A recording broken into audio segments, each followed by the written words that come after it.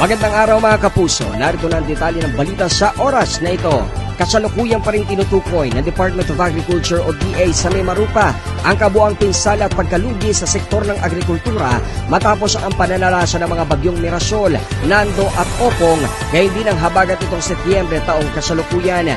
Batay sa ulat ng DA hanggang September 29, umabot sa 21,436 ang kabuang bilang ng mga magsasakang naapektuhan, habang 27,881 hektarya ang lawak ng mga tanimang sinalanta. Sa naturang bilang, 2,613 na hektarya ang ganap na napinsala at 25,251 hektarya naman ang bahagyang naapektuhan. Tinatayang nasa 1,068,945,172.39 pesos ang kabuang halaga ng pagkalugi ng mga magsasaka sa rehiyon. Pinakamalaking pinsalang naitala sa Oriental Mindoro na umabot ng 823,891,449.30 pesos, habang pinakamababa naman ang sa Palawan na mayroong 840,130 pesos.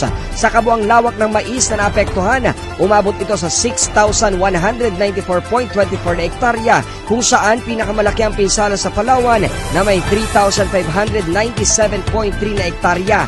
Samantala, 159,958 na hektarya naman ng palayan ang naapektuhan. Pinakamalaki sa Occidental Mindoro, kasunod ng Oriental Mindoro at ng lalawigan ng Palawan.